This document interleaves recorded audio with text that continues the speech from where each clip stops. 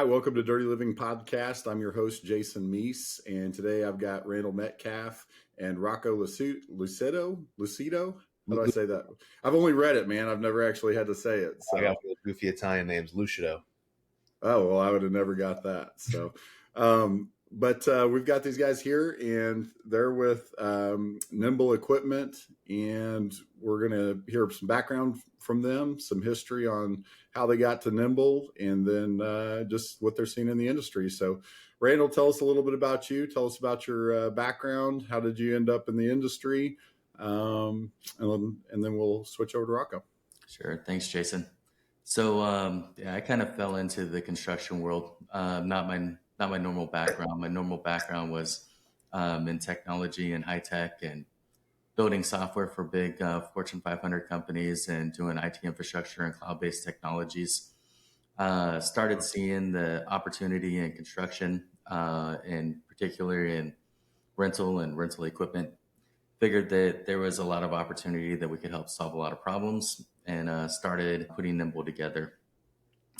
Nimble, we work with large publicly traded companies and big GCs to supply and support their construction equipment for their projects across the U.S., working as equipment managers to manage the temporary assets on those projects and utilizing our technology and our processes to streamline that for them.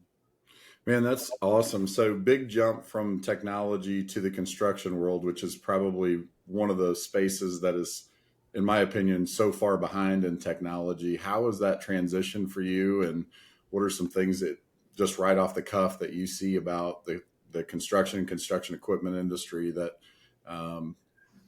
you could see from the technology perspective that we're most deficit in? Because I feel like there's a lot of space, a lot of room for growth there. Yeah, I think that what we've noticed first off is it's pretty easy to make impressive impacts, right? Because a lot of the people have not seen technology applied, in organizations and in businesses where it's already been matured in a lot of different industries and settings. And so I think that it's a knowledge and trust and confidence within technology being able to bring true value. I think that where probably most what we see is them not capturing data points and using data for decision making. Yeah, wholly agree with that, man. The data is so critical, and I'm a little bit of a data nerd myself. And, I always tell people if a doctor could keep a monitor for all of your vitals all day, every day, think of how much better, how much more advanced. And we actually have that capability in this world, but we just don't really utilize it, fully utilize it, right? So much important information that we can gather from that. So Rocco, switching over to you, tell us a little bit about your background and history, and then how did you land at Nimble? Yeah, so out of high school, I started the law enforcement train. I started as a cadet, worked my way up to jailer before I was 21, did that for a few years, and then 21 years old, I was in the police academy, and ever since then. So the last 6-7 years, I was a sworn officer up until last year. And then I landed with Nimble, working as a project manager. That's an incredible jump too. Yeah, big jump, but it was good. So how do you, because everybody on this side of the world, we always feel like we have a stressful environment and a high paced environment, but I got to think coming from, the law enforcement background, this is probably like a vacation. Yeah, don't get me wrong. There's still a lot of stress in this world, but it's just a different stress. We're not losing lives over here. Got to make critical decisions very, very quickly. So what do you feel like, from your past training, what do you feel applies most to what you're doing day to day now? The people skills and problem solving. So as a police officer, you have to be able to have people skills. You're dealing with nothing but every kind of person all day, every day. I did that for 10 total years in every facet I worked in law enforcement. So translating that over to the equipment management side and working with Nimble and all the companies and vendors and such, it's just being able to talk with people and build relationships. And that's all I did for the last 10 years. So the translation from that over to this, for me, it was seamless in that sense.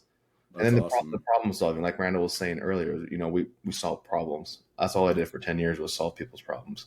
Yeah, I can appreciate that. That seems like, half of our positions in this world are just solving someone else's problems or Yep. or our own internal problems too. So very cool. Tell us a little bit about Nimble. How did you guys get that put together as a company? And then what was kind of the driving focus behind that or the driving force behind that?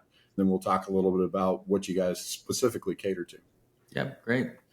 So we found that companies were working with multiple vendors to satisfy the needs of a project. Coming from a technology background, you work on building teams. Doesn't matter if they're human teams or they're asset teams. It's the same thing.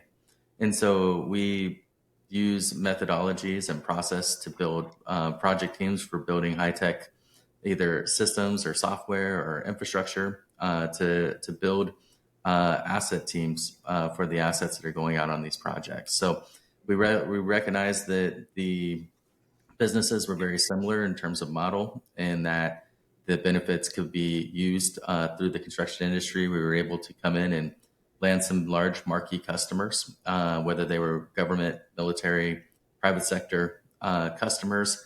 They started feeling the benefits of leveraging the process, getting organic growth from there, and started building up the organization.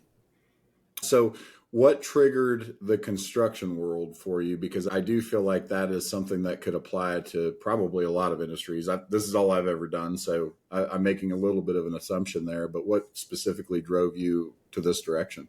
Yep, that's an easy answer, man. The easy answer is in terms of volume of money moving, right? When you're looking at building and working on a new business venture, leveraging knowledge and things that you've learned in other industries, the first thing you look for is the biggest money moving, right? And then figuring out how to get involved with that transaction. Construction, particularly in the construction equipment world, is a huge high volume transaction and movement of volumes of money. And that's the reason why we decided to land into that area. Awesome. So tell me, kind of explain what the day-to-day looks like at Nimble. You guys, so you're managing a lot of rental, and I'm assuming some other assets for your customer base, for your clients. And so what does that kind of look like? I know you're working obviously with, different suppliers and that kind of thing. So what do you feel like maybe some key problems that you guys are solving? And you guys have been very successful with this, so I know it's working. What are some key problems you feel like you're solving on a daily basis? And then kind of what does that look like for you guys day to day? Yeah, it's pretty simple, man. Really, it comes down to continuity. When you get a number of different vendors and suppliers that are supplying the projects, the core baseline is just continuity, giving them one source that is learning their projects and giving them consistency across the board, no matter where they go throughout the U.S., and being able to consistently deliver on what they need for those projects. Because it varies, right? One project has a scope, another project has another scope, and each scope requires different machinery, equipment, fluid solutions, trench equipment, right? It comes across the board, and there's no rhyme or reason other than a scope of work that their client is dictating for them, and then being able to build that team that they put their human resources into to deliver on those projects and scopes.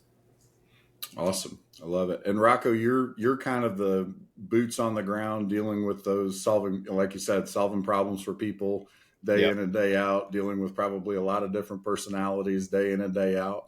How has that been so far, man? And I mean, you're very good at it. So my personal experience, I'm just going to say you guys are incredibly organized. You're very responsive. I can tell, how quickly you're getting back and forth for your clients, which is something we don't see a lot of. So the speed in itself, right? Just the quickness of your response and staying on top of things, very impressive to me. But tell me kind of your methodology behind that. How do you keep up with what sounds like a pretty good volume of work? Organization is 100% key. If you're not organized, you're not going to be successful.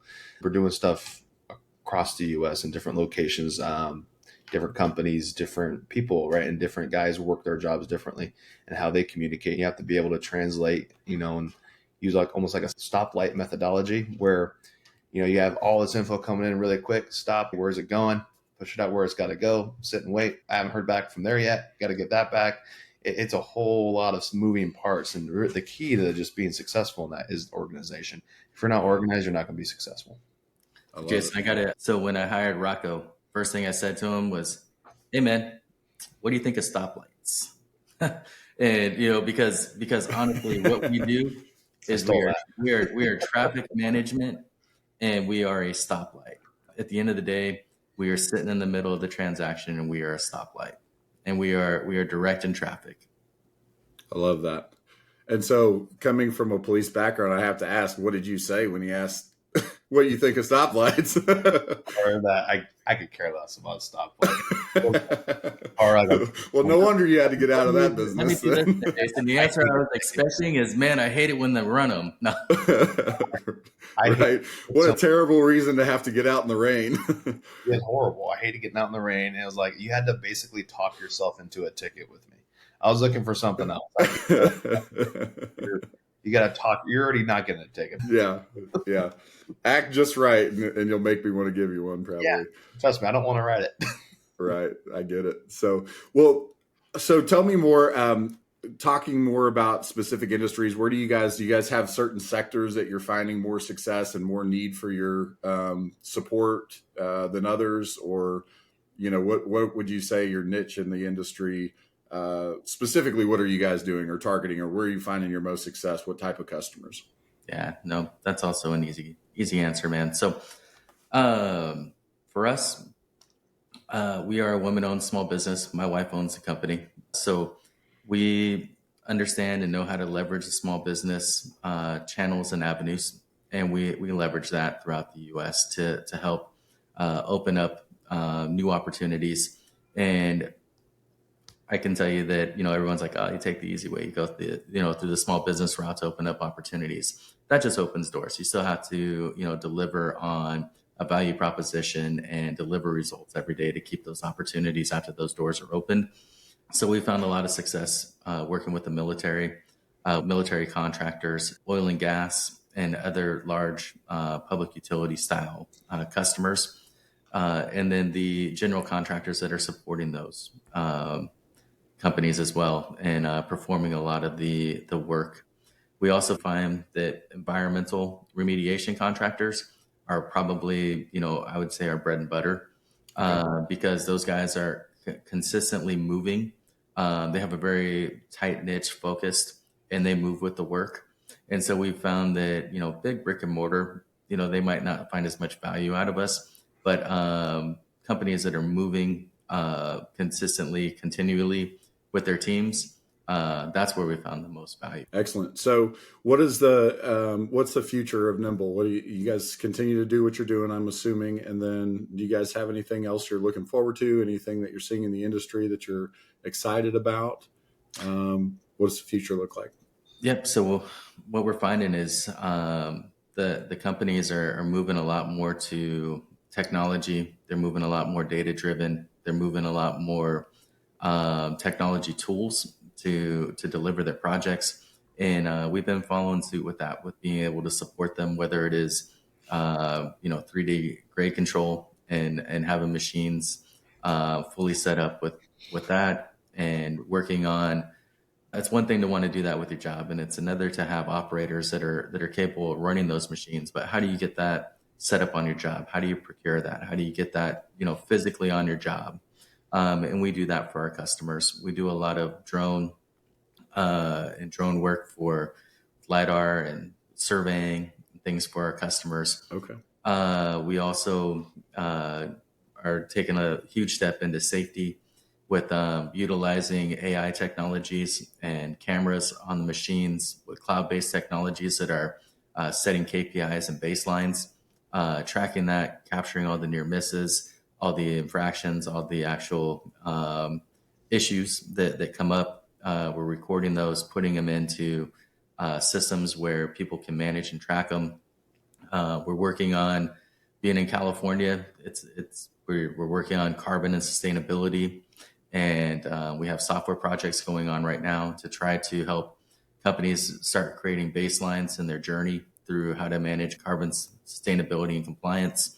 And we are moving as an add-on to the asset companies that continue to build their assets. Hopefully, we like to think that we are providing a bridge and a gap of some of the technology aspects that these large corporations are needing and requiring, and helping those companies with that. Excellent. So I want to talk a little bit about that. There's a lot to unpack there, I feel like. So the first thing I want to ask about, going back to the technology or diving a little bit more into the technology, you've come from that world. Where do you think the most, if you were to pinpoint something and say, hey, look, this is probably, the most critical need I can see technology could solve in the industry, acutely. What do you think, from your perspective, what do you think that looks like? Or where do you think the biggest deficit is that you see in a day-to-day? It's an opinion, right? I mean, that answer is 100% going to be an opinion. And we take a little bit of a different approach to it. I'm still going to answer your question, but we take a little bit of a different approach to it. And we take kind of a more of a business analysis approach, working with the project teams, understanding what business problems the customers are running into while they're trying to solve their customer problems. Because every one of our customers comes with a different requirement for what they deem important and what their customer deems important. The core of that is budget, right? And so if the client doesn't see value in it, it doesn't matter how cool a technology solution, the customer has to see value in it to put budget to it that makes it worthwhile for everybody. And so there's not a silver bullet answer, but the opinion answer, I believe that coming from a data background, the biggest problem that I see is a lack of collection of data, and then using big data or similar technologies to be able to translate that into decision-making data. And I believe that is the biggest trends that you're going to see for the construction world, for the equipment world coming up. And we hope to be able to play a part in that. So from a data perspective, one of the things that, I see, and I want your opinion on this as well, is that the data that is being collected, and I wholly agree, it's not being collected. There's not enough information being collected. It's not collected at a granular enough level. But the biggest issue, in my opinion, is that most of the data has the ability to be manipulated within the designed ERPs, the designed softwares, and not saying that people are cooking their books, but the way the data is captured is it really has the ability to skew the data. It becomes inaccurate a lot of times in the way that it's funneling down. Would you agree with that from what you've seen? What I would say is anywhere that it is a manual entry for data, you 100% have that. Whether it is an honest error, whether it's a dishonest error, right? But if there's manual inputs, but as long as you're collecting data feeds out of IoT devices that are consistently providing the same consistent data, the data that we see at that point, as long as it's coming from consistent IoT devices, is good data that is sustainable data, that is good data-driven decision data. If it's anything that's entered or manually received, it has too many anomalies to be able to make good decisions on. Or manually corrected. That's the other one. Or manually corrected. Yeah. Manually corrected. If there's a way to edit, right? If there's an edit button. If we don't capture the edit, a big part of that too is, like, for me, I see dispatch data, not necessarily transactional data being captured, right? Which has the ability to really be, a lot of those systems, when they are doing data capture, it's coming from, some sort of a dispatch or finalization instead of an actual transactional. And so, especially with financial data, you're not always getting, and again, just things I've seen in opinion, right? But I feel like from a data perspective, that's one of the real downfalls or shortcomings in a lot of the systems within the industry. So just to add to that, Jason, real quick, I'm going to get back to, it's 100%, the motivation that your stakeholder has. And every stakeholder has a different motivation. As long as you understand and capture the motivation of the stakeholder and you can deliver consistent results to them, that's where the value of your data is going to come from. Yeah, for Nothing else sure. matters except for that. For sure. So Rocco, coming over here to Nimble, you guys obviously have, Randall's got a background in the technology space. You guys are obviously very technology driven with the things that you guys are doing. Is that kind of a newfound interest coming over to Nimble that has been acquired, or is that something you've had an interest in throughout the years? Yeah, it's definitely something I've acquired and become interested in, more so coming from my side. I'd say the last few years of my time, they started being more technology driven in the police world. I started getting a little taste of it, but then coming over here, it's been eye opening, just seeing how much different stuff there is that can be used. So much potential in this world. I feel like we're always, and back to what you were saying a few minutes ago, Rocco, we're always, delivering the value for software and technology in this industry has always been an uphill battle, right? Yeah. Historically has. And I think it's, you're seeing a lot more reception to it now than what we've seen in the history. But I can't imagine very many industries that have so much potential to utilize it and improve their processes, improve, the day-to-days, reduce, man hours, and really streamline a lot of operations, everybody always talks about, machine automation and stuff like that. And yes, sure. That's important. But I think a lot of just the systems, like we're talking about, the data, the information, delivering information back. And I don't think most people understand how critical that data is to the daily operations and reporting information back to help streamline. Rocco, you're talking earlier about how critical being organized within the industry is. That data just helps you do that better, right? Oh. And the information just helps you do that better. And so the better information the better the input, the better the output, right? It's just this vicious cycle. So, it would be hard for me to, and Randall, you could probably speak a lot more to that, but it would be really hard for me to imagine, a space that had more potential for technology than this one. Yep. Nope. It's true. But I'll let Rocco talk to it a little bit. Rocco is knee deep in our systems. Our systems are not public. No one ever sees them.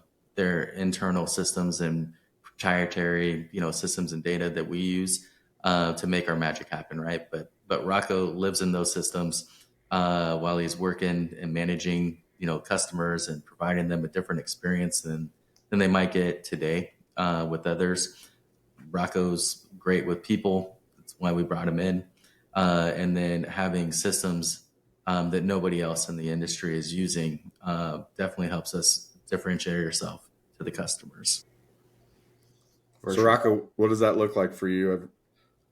I can make one job page and have every single thing I have moving on that page, whether it be a site service with a toilet and an office, all the laundry list of equipment, surveying, whatever the scope of the work is. It's one page for me to look up, one page to have in front of my face. So when I'm working with a customer or working with a vendor, all my information is right there, and I can immediately answer a question or make a maintenance call, whatever, and I have every bit of information I need at the tip of my finger, which is why, like you were saying earlier, we're pretty prompt when we're emailing or texting or calling, because the second I get word of there's an issue, I get rolling on it. Maybe to add a little bit, in the IT world, we call that a single pane of glass, right? So we use a single pane of glass technology, and we stream all the information from different sources, to make it where we can automate a lot of process. We can automate, in dashboards and things that, I could be wrong, but I don't believe a lot of our, competitors or people in the industry are working through.